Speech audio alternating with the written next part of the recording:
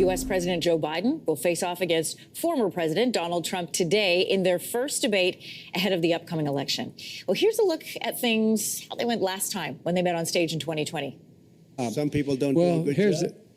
With you, go ahead. Wait a minute. You get the final word, Mr. Well, it's hard to get any word in with this clown.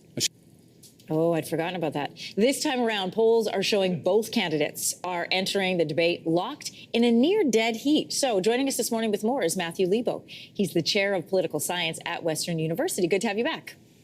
Good morning.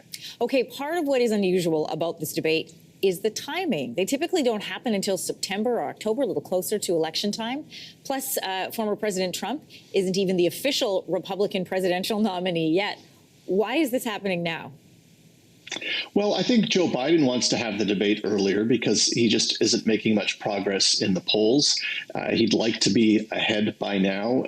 He'd like to demonstrate that he's still capable, that he still has lots to say, that he has plans for a second term. But it is interesting on the Republican side. Usually the challenging party waits until after the convention, till they have the official nominee before entering into debates. And doing this so far in advance of the convention and the official nomination is just a sign that the Republican Party is Trump's party, and that the organization of the Republican Party will do what Donald Trump wants. And his daughter-in-law is co-chair of the Republican National Committee. And if he wants to have a debate this early, then the Republican Party won't stop him. And that's also important.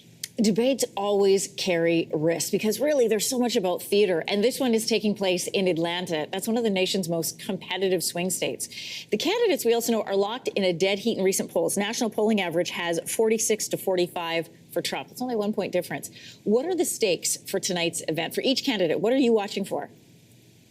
Yeah, I think the stakes are pretty high. You know, in the State of the Union address, Joe Biden came out, he gave a fiery speech, and lots of the discussion afterwards was just about, okay, he's 81, but he's experienced and he's still capable and he's still with it.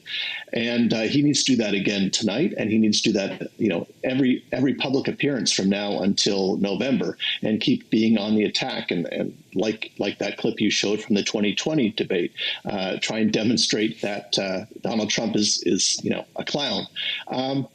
It's interesting that it's happening in Georgia as well, and maybe Joe Biden will bring up the phone call that Donald Trump had after the 2020 election, where he called Republicans and said, "I just need you to find, you know, 11,800 votes and try to commit election fraud there."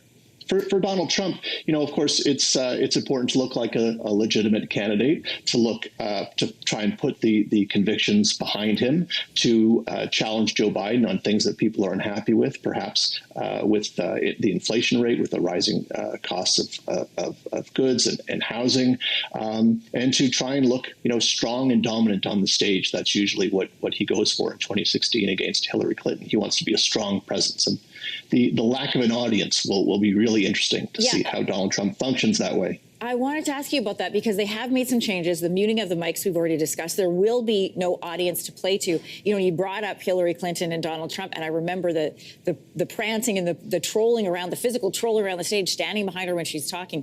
Listen, we know he is bombastic. He is aggressive in debates. What will all of these changes mean for strategies for both of them?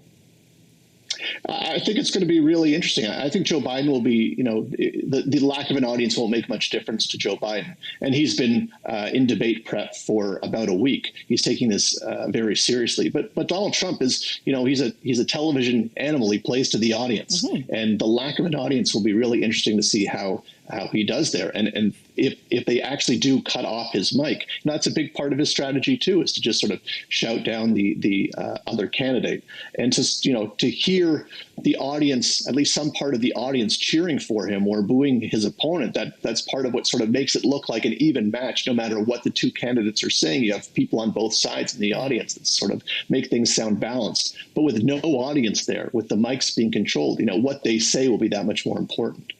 All right, and we will all be listening. Matthew, thanks so much for joining us this morning. You're welcome.